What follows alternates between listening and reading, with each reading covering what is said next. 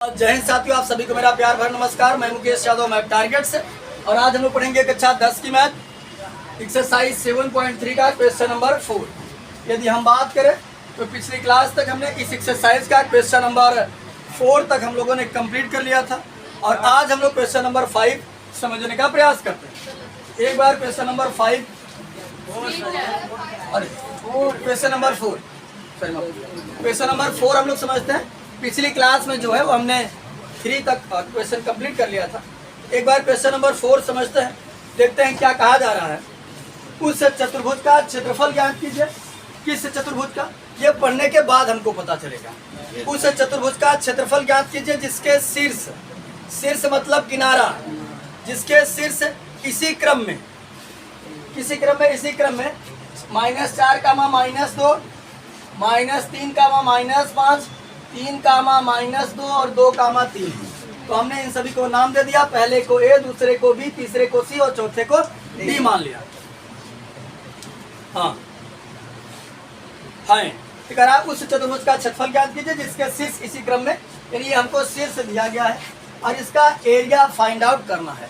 यदि हम बात करें तो एक्सरसाइज 7.3 में जो है वो हम सीख रहे हैं त्रिभुज का क्षेत्रफल। और यहाँ हमसे पूछा गया चतुर्भुज का क्षेत्रफल। तो समझिएगा ध्यान से। अब हमको ये नहीं पता है कि ये चतुर्भुज किस प्रकार का है। वर्ग है, आयत है, समचतुर्भुज है, समलंब है, समांतर चतुर्भुज है, या किसी और प्रकार का चतुर्भुज है, अवतल है, उत्तल है, क्या हमको नहीं पता है। लेकिन ये पता है कि चतुर्भुज है। तो हमने बिना कुछ सोचे समझे, हमारी इच्छा में जैसा कुछ आया, हमने एक चतुर्भुज आपको समझाने के लिए कुछ इस प्रकार से बना दिया। और नाम हमने दे दिया ए, बी, सी, डी।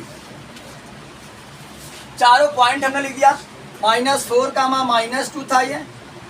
अगला था -3, -5 था। अगला था 3, -2 और ये था 2, हमने देखा कि इसका एरिया कैसे निकाला जाए। तो ये देखा, अगर किसी एक डायगोनल्स को हम ज्वाइन करा देते हैं तो ये दो त्रिभुजों में बढ़ जाता है। और इन दोनों त्रिभुज का क्षेत्रफल तो हम निकाल सकते हैं। इस त्रिभुज का क्षेत्रफल और इस त्रिभुज का क्षेत्रफल निकाल करके जोड़ दें तो चतुर्भुज का क्षेत्रफल आता है। बात समझ आई? तो समझिएगा, लिखेंगे कैसे, हम थोड़ा शॉर्ट में लिखते हैं। लिखेंगे एरिया ऑफ ABCD। अब अगर यही क्वेश्चन एग्जाम में आ गया तो कैसे लिखेंगे? अगर आपने ABCD माना है तो लिख दीजिएगा। अगर पूरा लिखना चाहते हैं तो लिखिएगा कि ABCD का क्षेत्रफल या चतुर्भुज ABCD का क्षेत्रफल। ठीक, शॉर्ट डिटेल में हम लोग लिखेंगे एरिया ऑफ ABCD। तो यहाँ लिखेंगे। आप अगर एग्जाम में पूरा लिखना चाहते हैं लिखेंगे चतुर्भुज ABCD का क्षेत्रफल बराबर इसका क्षेत्रफल और इसका क्षेत्रफल। इसका तो लिखेंगे नहीं, लिखेंगे त्रिभुज ACD का क्षेत्रफल प्लस त्रिभुज ABC का क्षेत्रफल। और हम लोग शॉर्ट डिटेल में लिखते हैं। तो एरिया ऑफ ABCD बराबर एरिया ऑफ ACD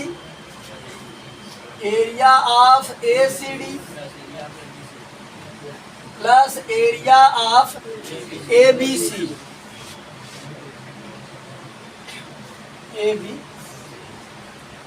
ये डी लिखे हैं।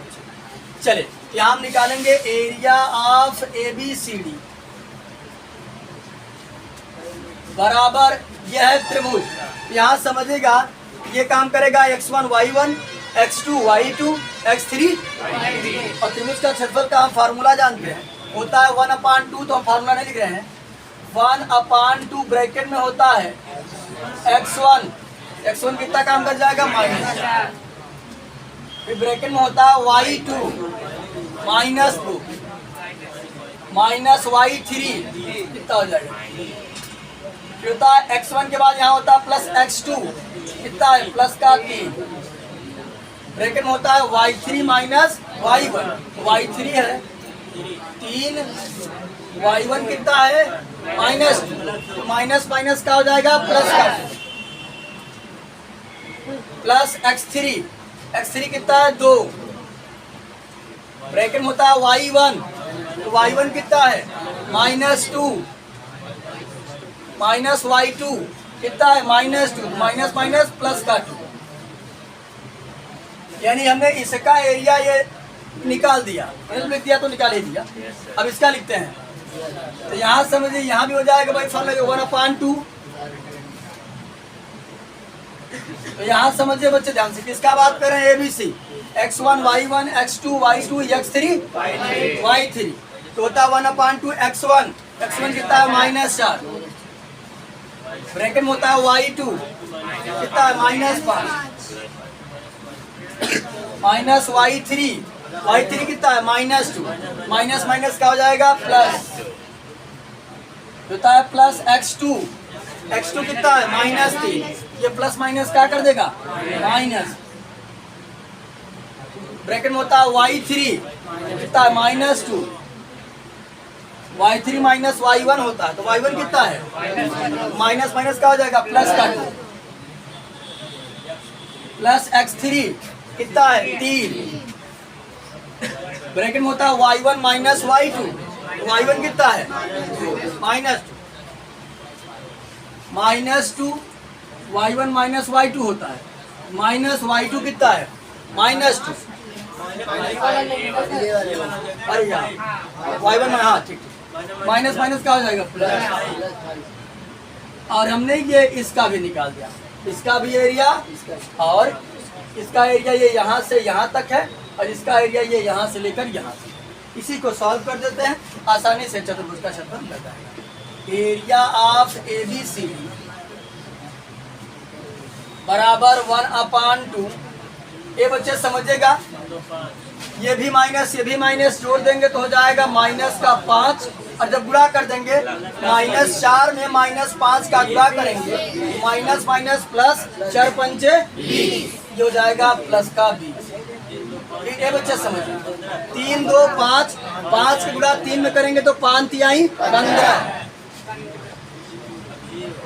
और यहाँ समझिए ये -2 से +2 कट गया, हो गया 0, और 0 गुणा 2 में करेंगे तो क्या हो जाएगा 0, और 0 माने कुछ नहीं, प्लस 1/2। यहाँ समझिएगा बच्चे ध्यान पूर्वक, -5 में से प्लस का 2 घट जाएगा, बचेगा माइनस का 3, तो -4 गुणते -3, माइनस माइनस प्लस, और 4 तिहाई हो जाएगा 12, और यहाँ समझिए ये -2 से +2 कट जाएगा, हो जाएगा 0 गुणा 3 में करेंगे तो कितना आ जाएगा 0। उसके बाद समझिएगा यहाँ जाएगा +3, और प्लस के 5 में से माइनस का 2 घट गया, बचेगा 3, और 3 का गुणा अगर 3 में करेंगे तो 3 त्रिका हो जाएगा 9। आप समझिएगा थोड़ा ध्यान से, देखिए क्या हो जाएगा 1/2, 15 और 20 35, प्लस 1/2, 12 9 21, गुणा करेंगे तो हो जाएगा 35/2, और ये हो जाएगा 21/2, और हर समान है तो हम डायरेक्ट जोड़ घटा सकते हैं, दिक्कत नहीं है। 36 और 20 56, 56/2, 2 1 के 2, 2 दूना 4 बचा 1 हो गया 16, 2 8 16। एरिया ऑफ ABCD जो आया 28 वर्ग इकाई या वर्ग मात्रा।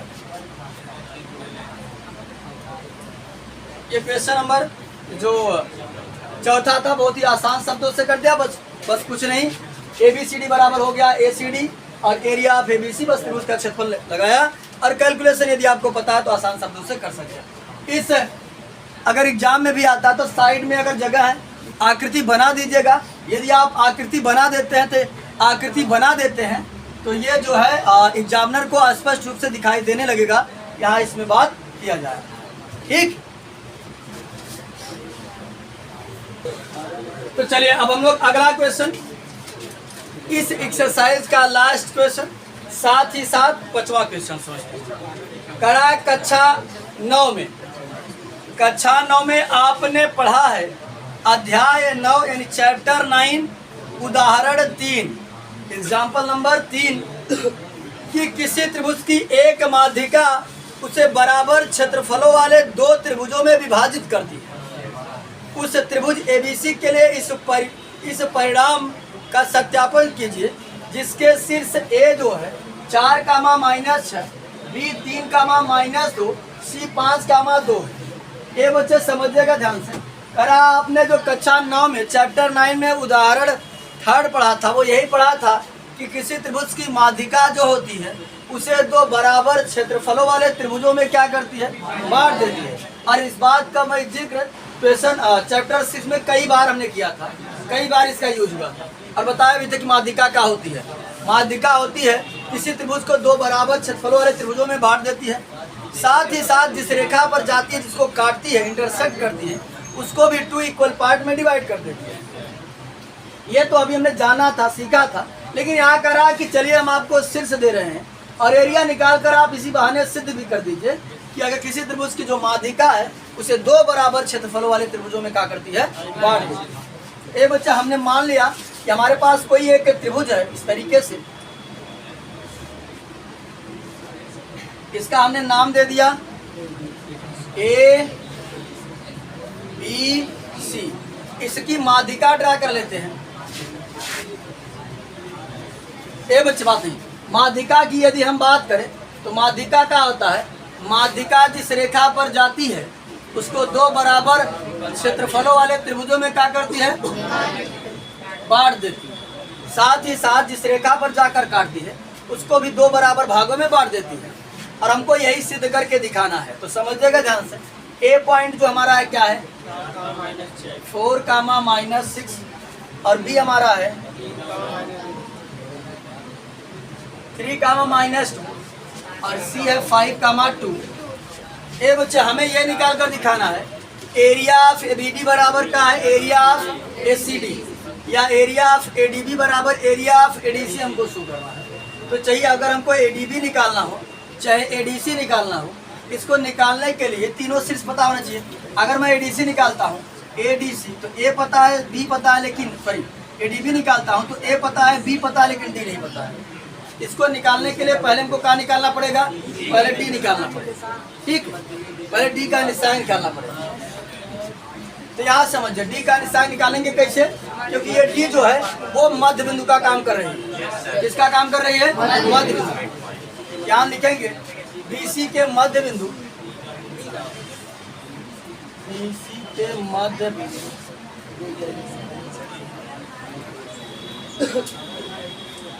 डी का निर्देशांक।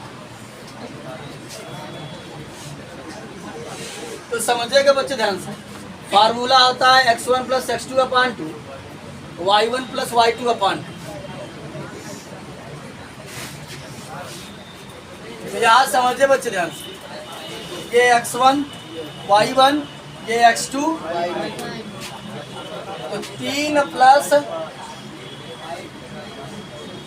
5/2 कामा माइनस 2 प्लस 2 अपान 2।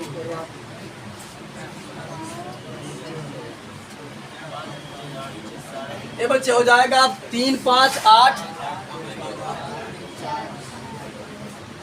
कामा माइनस 2 से प्लस 2 कट जाएगा, ऊपर हो जाएगा नीचे, और ऊपर हो जाएगा 0 और नीचे दुनिया की कोई सी भी संख्या हो, रिजल्ट हमेशा क्या देता है, 0। ये हो जाएगा 0। इसको काट देंगे, 2 1 के 2, 2 चौक हो गया 4 कामा 0। हमारे पास डी का निर्देशांक आ गया है। अब मैं दोनों त्रिभुजों का क्षेत्रफल बहुत ही आसान तरीके से निकाल सकता हूँ। तो सबसे पहले मैं एरिया फाइंड करूंगा, area of A B D तो होता है 1/2। ठीक, क्या होता है 1/2 x1। ये बच्चे ये x1 का काम करेगा, ये x2 का काम करेगा, ये मतलब x1 x2 x3 y1 y2 ये डी का निशान यहाँ है। तो होता है 1/2 x1। x1 कितना बच्चे 4। ये देखो x1, इस पॉइंट को भी यहाँ लिख देते ताकि ये विजुअल हो जाए। ए बच्चे समझिएगा, तो होता है x1 है 4 ब्रैकेट में, y2 -2 माइनस y3 0 होता है प्लस x2 3 ब्रैकेट में होता है y3 0 minus y1 6 minus minus का हो जाएगा प्लस का 6, होता है प्लस x3 4 ब्रैकेट में y1 minus 6 minus y2 minus minus plus का 2 हो जाएगा। और यहाँ समझिए तो हो जाएगा 1/2। ये बच्चे ये 0 माने कुछ ना है, -2 का गुणा +4 में करेंगे तो माइनस का 8 हो जाएगा। और यहाँ 0 माने कुछ ना, 3 छंग 18 प्लस ये बच्चे -6 में से प्लस का 2 घट जाएगा, -4 बचेगा, 4 चौक 16 और ये माइनस का 16 हो जाएगा। ये बच्चे समझेगा तो हो जाएगा 1/2 इंटू ये भी माइनस है, माइनस 16 8 24 और इस 24 में से प्लस का 18 घट जाएगा 6 -6 2 1 के 2 2 तिहाई -3 किंतु हम लिखेंगे एरिया ऑफ एबीडी बराबर 3 वर्ग इकाई। बताइए हमने क्यों लिखा 3 वर्ग इकाई? क्योंकि ये क्षेत्रफल है। क्षेत्रफल हो, दूरी हो, चाल हो, समय हो, ये सब कभी ऋणात्मक नहीं होते। कभी किसी को आप कहते हुए नहीं सुनेंगे भैया -4 वर्ग इकाई क्षेत्रफल, सुने क्यों ना सुनो। चलिए अब हम निकाल देते हैं area of ADC. Area of ADC बराबर 1/2। जब एडीसी कहेंगे तो x1 y1 x2 y2 x3 y3 तो जाएगा 1/2 x1 4 ब्रैकेट में y2 0 माइनस y3 2 तो जाएगा प्लस x2 4 ब्रैकेट में होता है y3 2 minus y1 minus minus plus का 6 होता है प्लस x3 5 ब्रैकेट में y1 माइनस 6 y2 इसको भी सॉल्व कर देते हैं, हो जाएगा 1/2 इंटू ये बच्चे ये प्लस और ये माइनस 4 दूनी 8 माइनस का 8 और 4 2 6 2 8 8 चौक 32 और ये प्लस माइनस माइनस 5 छंग 30। तो यहाँ हो जाएगा बच्चे हमारा एरिया ऑफ एडीसी बराबर सूर्य कुमार नाम होने का मतलब यह नहीं है कि बतियाओ, यहाँ समझो 1/2 ये बच्चे ये माइनस 30 8 38 माइनस 38 में से प्लस का 32 घट जाएगा माइनस का 6 1/2 माइनस 6 2 1 के 2 2 तिहाई। एरिया ऑफ एडीसी हमारा बना, क्या लिखेंगे एरिया ऑफ एडीसी बराबर 3 वर्ग। और यही तो हमको सिद्ध करना था। सिद्ध क्या करना था कि किसी त्रिभुज की जो माध्यिका होती है वो त्रिभुज को 2 बराबर क्षेत्रफलों वाले त्रिभुजों में क्या करती है, बांट देती है। तो हमने एरिया निकाल कर जो है वो दिखा दिया कि इसका भी एरिया यानी इसका भी एरिया और इसका भी एरिया आपस में क्या है, लास्ट में हिंदी में लिख लीजिएगा। अतः किसी त्रिभुज की माध्यिका उसे 2 बराबर क्षेत्रफलों वाले त्रिभुजों में विभाजित करती है। तो आज की क्लास में हमने exercise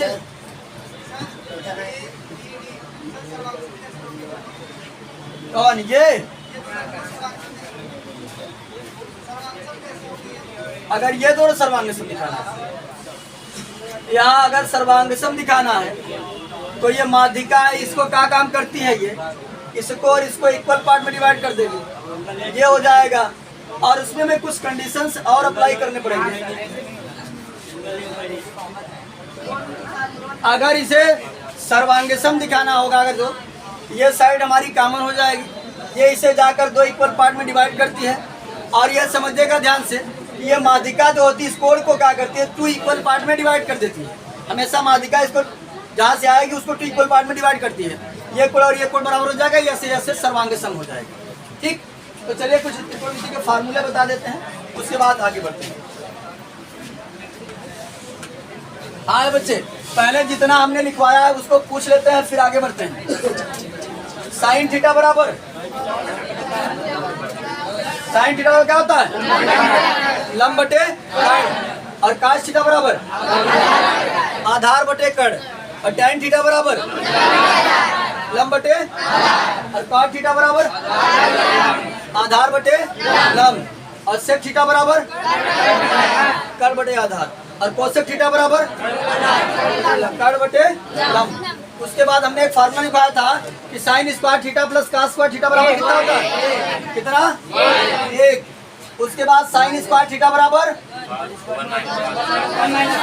1 minus cos square theta, और कॉस स्क्वायर थीटा बराबर 1 माइनस साइन स्क्वायर थीटा। ठीक, उसके बाद समझिएगा ध्यान से। तो चलिए बच्चे एक फार्मूला और सीख लीजिए, होता है sec square theta minus tan square theta बराबर 1 होता है। देखिए दूसरा रिलेशन 1 से संबंधित हम पढ़ रहे हैं। एक पढ़ा था हमने sine square theta plus cos square theta बराबर 1, एक होता है sec square theta minus tan square theta बराबर 1। अब इससे 3 फार्मूला बनता है। अगर हमको सेक चाहिए तो सेक को रोके रखते हैं, टैन को पक्षांतर कर देंगे, तो सेक स्क्वायर थीटा बराबर होता है 1 प्लस टैन स्क्वायर थीटा। अब अगर हमको टैन चाहिए तो जिसका मान निकालना होता है उसको हम निगेटिव कुछ नहीं छोड़ते, इस टैन को पक्षांतर कर देते हैं उधर, और इस 1 को इधर उठा लाते हैं, तो ये 1 इधर आएगा तो हो जाएगा सेक स्क्वायर थीटा माइनस 1, और ये उधर हो जाएगा तो हो जाएगा टैन स्क्वायर थीटा। तो टैन स्क्वायर थीटा बराबर क्या होता है, सेक स्क्वायर थीटा माइनस 1। कहीं लिखा रहेगा सेक स्क्वायर थीटा माइनस 1 तो टैन स्क्वायर थीटा लिख दूंगा, कहीं टैन स्क्वायर थीटा लिखा रहेगा तो लिख दूंगा सेक स्क्वायर थीटा माइनस 1। ये जानते रहेगा, इनका प्रयोग जब मैं क्वेश्चन सॉल्व कराऊंगा तो होता रहेगा इस तरीके से, हर स्टेप में ऐसे टूटेंगे। अगर आपको याद नहीं है तो त्रिकोणमिति समझ में नहीं आने वाली, ये ध्यान दीजिएगा। तो आज की क्लास में हमने एक्सरसाइज 7.3 को समाप्त कर लिया है। बाकी जो बचे हुए क्वेश्चन है उसे नेक्स्ट क्लास में कंप्लीट करने का प्रयास करेंगे। इस वीडियो में इतना ही, बाकी मिलते हैं नेक्स्ट वीडियो में, तब तक के लिए